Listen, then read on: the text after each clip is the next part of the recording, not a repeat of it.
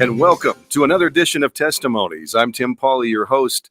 And as we exit the last show with Rhino Michaels, what a great story and a great inspirational story on how he arrived as an actor and a stand-in for Steven Seagal. And we're going to continue that format today, but we're going to do a little different. We're going to do a little different. There's a fabric and a foundation in our societies. And those fabrics and foundations that we have are done so-called, they're done in such a subtle and nice way that they have built the surrounding areas of which we grew up in. And that'll lead us into our next guest today, which is Tina Karagias.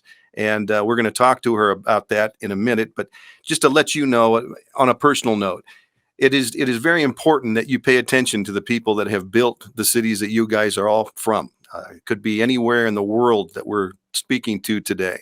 But it's a touching area when you have generation after generation of families that have arrived from other countries, have arrived into local areas, and have put their expertise into their public domain. And that foundation and fabric has built what those hometowns that you all call, wherever you're from, they're very special.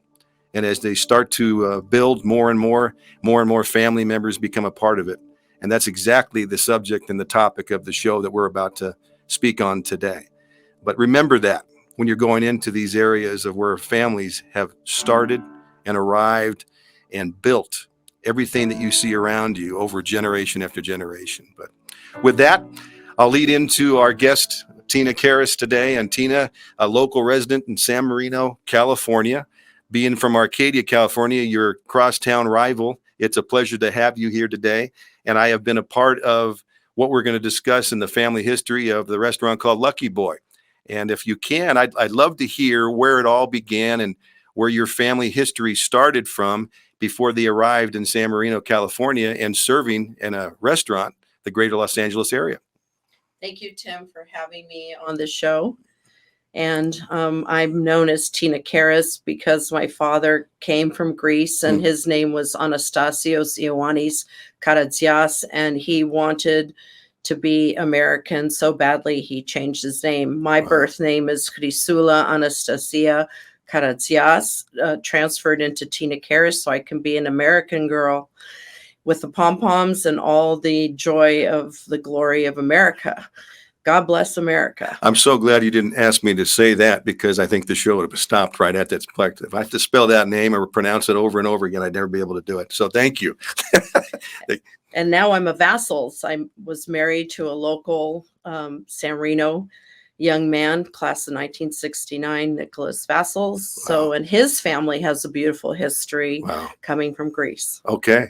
Well, go into the direction from Greece to here and how Lucky Boy and the restaurant business started. Was it something that was generation after generation over in Greece? Did they have places that they built restaurants and then came over here and did the same thing? No, but all the men and women and children cook. My father was an auditor for the IRS of Greece. My uncle had another career in Greece and came to America. So when they came to America, all their careers didn't matter. They came to Los Angeles, California, and their fathers were working on Henry E. Huntington's railroad. And that's how they were introduced to the Pasadena area or LA County. And they worked in Pasadena near St. Luke's Hospital in an aircraft parts factory. My father and my uncle were basically draftsmen. And then there was another wonderful man named Chris, and he was from Greece. And the three of them were there. And it was really Chris's idea, let's go buy a restaurant. And so my father and my uncle, they combed the newspapers. The three of them found a wonderful restaurant known as Lucky Boy. The year was 1961. That alone has a beautiful history. We met the family that really created that concept, and they were from Texas and Arizona and had opened in San Diego and in Southgate. And they took over, my family took over the Lucky Boy because that family did not do well in California. It just didn't go well. But the man who started it was really an inventor, and he created this giant hamburger, and it was a special pan, and he patented it, and the bun, and the same bakery that handles the Lucky Boy buns also handled the In-N-Out buns. So it was really a beautiful story of the baker, the restaurants, and they went in and worked 16-hour days and brought up Lucky Boy to what it is today. The name Lucky Boy came from the original founder of Lucky Boy. I mean, they Yes, a wonderful family. And the grandson and his daughter are still here. They moved to LA and we met with them, and they have a beautiful story. Greek descendants as well? No, Oh. absolutely not. The gentleman was the total American, maybe many generations, but he was really an inventor more than a food person. And the Greeks are just into food. So many Greeks, even though they put their own names on it, or they found rundown businesses or businesses that were not doing well, and they would move in. Later, my family obviously built from the ground up, but the real story of Lucky Boy is a beautiful history of the American core values of work hard, work smart, and take care of your restaurant family, your blood family, and your community. Well, I'll tell you, then they did a great job because they passed it off to a family like yourself that had generation after generation. Since 1961, we're looking at 60 years of great service. I'm going to tell you this, you're not expecting this, but I'm going to say it, and for the public to hear, but it's very important for me that I watch and listen to everything. And when we had lunch prior to having this show today, the one thing that struck me the most was the service and I would say the admiration that you had for us being there for you, as opposed for you being there for us, because we were coming to ask you to be a guest on the show and to help represent the show in a big way. And your first question that came out to me was, what can I do for you? And looking me in the eye. And that's very rare to go into somebody else's area and look to them to helping yourself. But you're asking the question right off the bat. And the service from yourself and the people that were working around us was absolutely 100% proof positive. It was just it was a great testimony to who you were, and never getting to meet your father or your uncle, your grandfather. I just know what kind of people they were because of how you treated us that day. So I know you weren't expecting it, and she wasn't, but I wanted to share that with you today. That's a big part of I think why we wanted to have you on the show. And also you had mentioned to me, and I want to make sure you elaborate on this, the Huntington story. And for those that didn't know, I know they know the name Huntington, but Huntington in Pasadena is big, and it was the Huntington Sheraton Hotel, which became the Ritz-Carlton Hotel, now the Langham Hotel. Talk a little bit more about the relationship there with your family and the Huntington. Well, my both grandfathers came over separately to work on the railroad, and at that time it was running down Marengo. And my maternal grandfather came back. He didn't like it at all. I mean, it was all work. And he was president of his little village, and he had the town store. So he thought America's just work and nothing else involved. And he went back to Greece. His two brothers stayed, and that's my great uncles. And the Huntington took very good care, Mr. Huntington, from what I understood, of both paternal and maternal grandfathers, that they were paid well.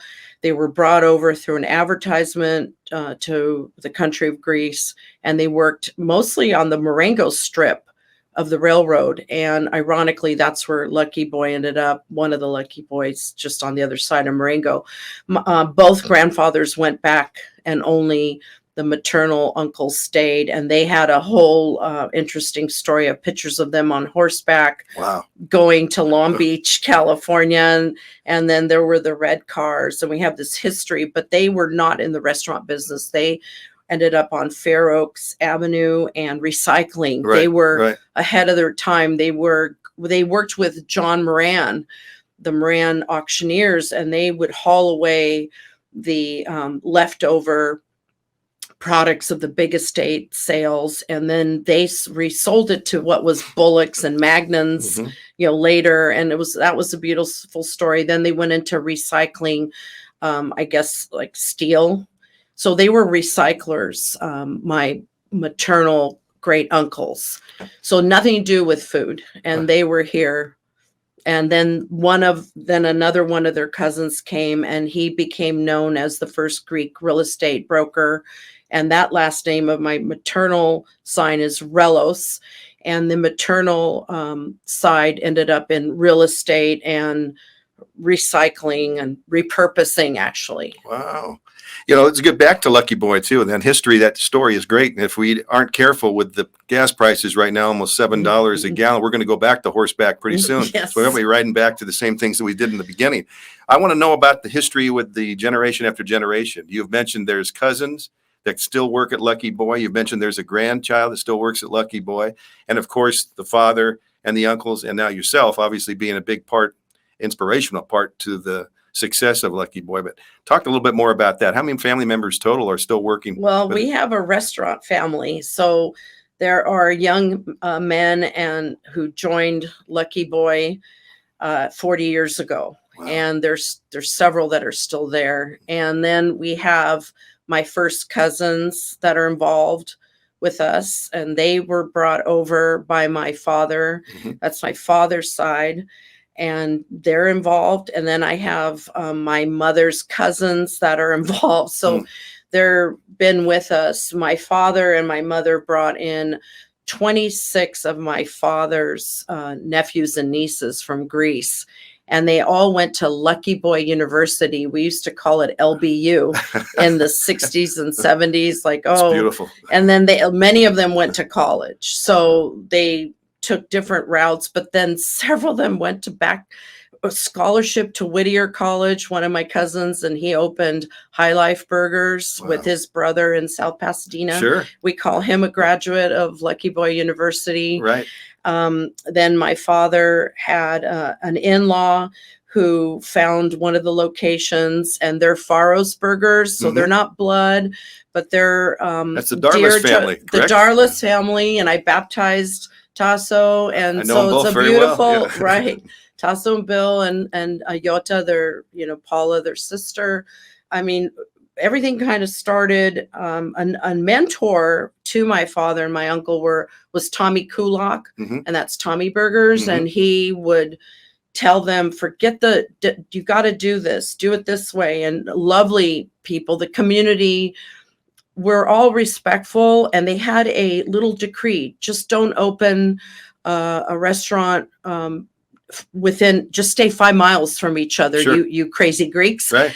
And then my godfather's Tops Burgers, and they have a beautiful story originating from Chicago. Uh-huh. And they actually, their relatives were in the full service business. I believe originally when they came from Chicago, they started the Pasadena cafeteria on Colorado, right. If I remember, because I met these elders who'd be like 130 years old now. I mean, uncles to people who are 90 today. And so I had the joy of meeting a lot of these entrepreneurs, hardworking people. They were so elegant. I mean, such elegant, kind, other-centered people. That's what makes the success of it. And that was you the other day. That was exactly you the other day. They were just so spiritual. I mean, they walked what they truly believed, how they were raised in the church and in their homes. And they just really exemplified the word. Well, I'm honored and I'm blessed to be able to be a part of all these families. I didn't realize all helped one another become established. And those are other places I've been to 1,000 times. And the Bickos family and the Darlis family. And I grew up with the Darlis boys that had taken over that Farrell's restaurant. But I had no idea that you had such a nucleus surrounding you, not just from the Lucky Boy, but all these other restaurants that I'm so familiar with. And we're bringing the world in today to let them be familiar with it too. And the places you can always stop when you come over from whatever part of the world, when you come into the LA area, especially the San Gabriel Valley. We were so proud of the Vovos family with Tams, with Dr. Dre mentioned them. And we were just really elated that all this hard work is appreciated. Those are symbolic. And where he grew up, and that was part of why they did the Super Bowl show the way they did. That was a big part of their areas when they grew up and being part of TAMS. Well, tell me, you've talked about history now and where you're at. How have you enjoyed the lifestyle that you have pretty much inherited and have been a part of so well? And I'm going to say this to you too, and you're not expecting this, but I called you the other day and we were going to talk prior to coming on the show. And you said you wanted to kind of FaceTime that so we could kind of see each other and talk to each other. So I did. And boy, if you can't recognize a hardworking lady, you would have seen her that day. Her hair was great. She was going one way or the other, and she's talking to me, and she's talking to 100 different people while she's still holding a conversation with me. You put in the time, you put in the energy still. This isn't something you just inherited and sit back. You're working at this. How long have you been part of that? Well, my father and my uncle and my mother taught me a very strong work ethic. They had me doing chores very young. And I was not really allowed to work at Lucky Boy because I was a girl. So I had to take language lessons, French, ballet, piano. And so I was supposed to be a lady and not schlep pans and cook, you know, for the public. You learn to cook at home, and delicacies, like we were talking about some of the favorite foods like fricassee and all this fancy tiropitas, you know, handmade dainty foods. So I was not allowed to work at the Lucky Boy restaurants when my father passed away. So my uncle and my father were left with the Lucky Boy restaurants, which they developed into 4 units. My father recently passed away. My uncle is 96 years young. And so I walked into my father's 11 double D shoes just by observation. And so I'm taking over the duties that I'm pretty much need to do. But it's really the restaurant family, because it's the people that have worked there that are my guiding light. Right. And I just try to assist as best I can. And I have to say that it's a real team effort. You bet it is. But I know we're going to be subtle about it, but you've also then inherited some other type of a business that was very similar, but on a different scale. And that was Paco's Restaurant, which is a real popular place for many people in the area to go to and enjoy themselves and watch a ball game at the same time. Well, that one was not an inheritance. What happened was I decided to leave the corporate world, and I bought Paco's Mexican Restaurant and Bar, which is a beautiful story in itself. And my parents and my uncle and all my cousins were saying, don't do it. Don't do it. It was a restaurant and bar. My family had they drank at the dinner table. When I was 5 years old, they used to pour me a shot of beer and cheers. You know, the Greeks are taught to drink, you know, properly at mealtime, along with prayer. And so I bought this restaurant against everybody. My mom was screaming at me. And well, she's here today. No, I'm just kidding. Yeah, she probably is. And so I walked in, and Paco's Mexican Restaurant started in 1947 with Mrs. Hanera, and she made it like a house. It was called Casa Hanera. And then in around 68, Lee Hammonds from New York bought it, and then he changed it to La Piñata. And I knew it as La Piñata, and you go in there and you hit the piñatas, because several of my childhood friends from San Marino, their parents would take us there to La Piñata, and I fell in love with that restaurant. I just adored it. It was like Farrell's. Yeah. It was the Mexican Farrell's of the era. And then in 1981, I told Mr. Hammonds I wanted to buy the restaurant. He had changed the name to Paco's, and I asked him, why did you change it from La Piñata, you know, to my favorite restaurant, to Paco's? He goes, well, you have to do that. You have to rebrand every so many years to make it new and inspiring. And I said, okay. And I knew Paco's meant, you know, Little Francisco.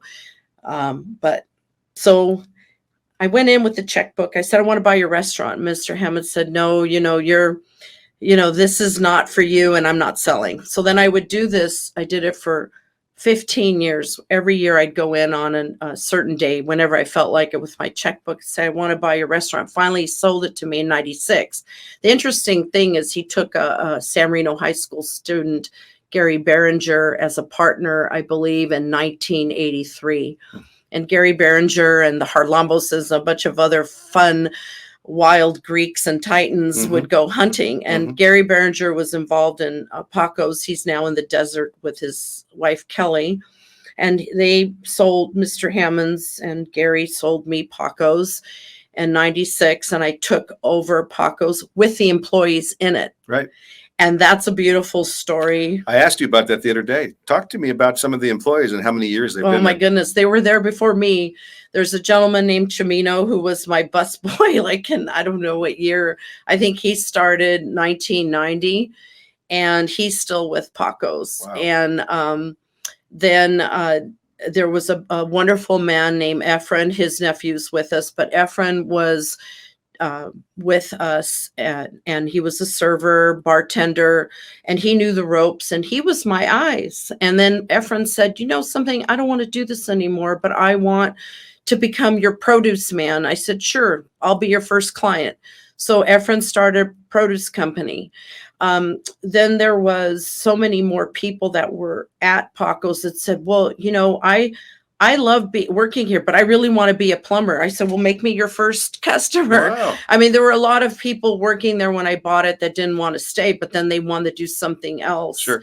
And then there was this wonderful man named Chewy, and Chewy had his own restaurant, and he and I would do the bookkeeping and the ordering together. And then his nephew was Jorge Maida, and Jorge then grew up from 14 years old, starting off with my family. Mhm. He came and joined in 98, and his uncle was there. And then Jorge Maida stayed from 1998 to like 2018 with Paco's. And he opened his own pool business. And so, you know, we're referring all the pools to Jorge Maida. Now you have Paco's University that's graduating people into a whole other professions. I will say that the remarkable thing is what you mentioned is how old and how long they have stayed there. But the one thing that you just touched upon is you offered Paco's back in 1981 and it didn't sell to you until 1996? Correct. I'd go every year and he would laugh at me. Persistence. Yeah. I really loved it. Uh-huh. And then Roberto Sanchez, my chef, started with the Lucky Boy restaurants when he was around 15 and went with High Life. And Roberto Sanchez is my lead chef. Wow. And so now he tells me I think he's 48, maybe he's 50. I don't even know. Everybody looks I remember them as children and starting with my family. And then they transferred into Paco's. Wow. As I needed help through the years, because I do not cook professionally. I know how to cook, but I'm not a professional cook. So really, if you want to own a restaurant, truly, you should know to cook unless you have a restaurant family, which I pretty much did because of what my parents established. So I could put a phone call in and people would say, sure, I'll help you. I can do this for you for a few days, but I got to get back to my other work. But then they fell in love with the place. Sure. And then we were sharing, you know, they would have to leave their other locations with notice, of course, and substitutions, and everybody was trading cooks amongst themselves and helping each other. Everybody had such a concern for one another. They weren't, people call it poaching, but we never had that. And that was another incident. Like they always like, okay, I can come with you, but I got to train this person first to take over what I do. Then I could come to you. Sure. There was such manners and such respect there were less restaurants though then. Yeah, but you touch upon what I mentioned in the very beginning of the show.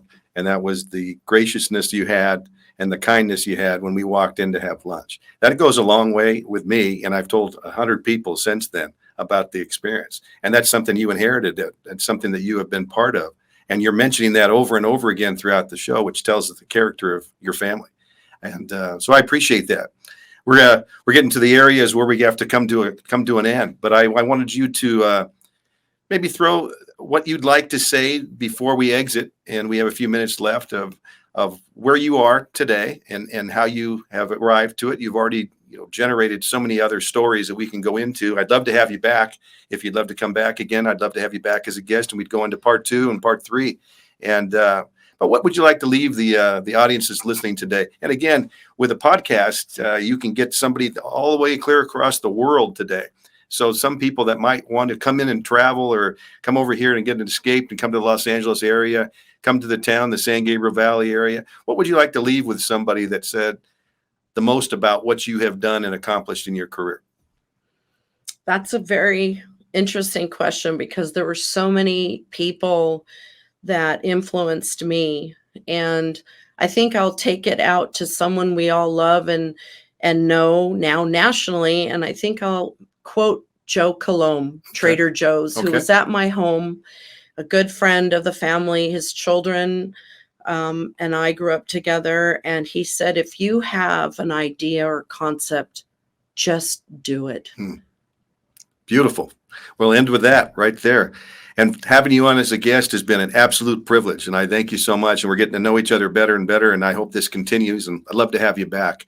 And thank you for being a part of the show in a big way. Really. Thank you. And part representing the show in a big way, too. So thank you. And thanks to the audience that had listened today. And thank you for listening and being a part of this on audio and video.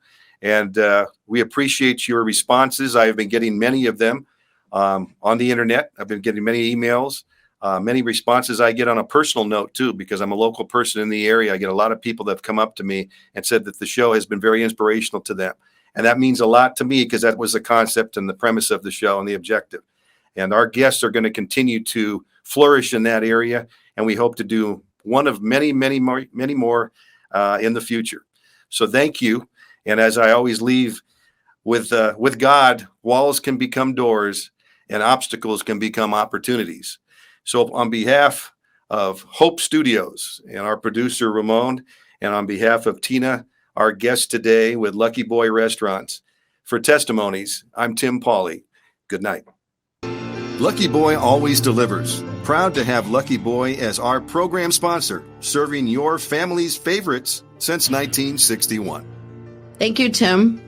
We're very happy to be the proud sponsors of your podcasts and look forward to continuing to feed your listeners. Eat and enjoy. Eat at Lucky Boy.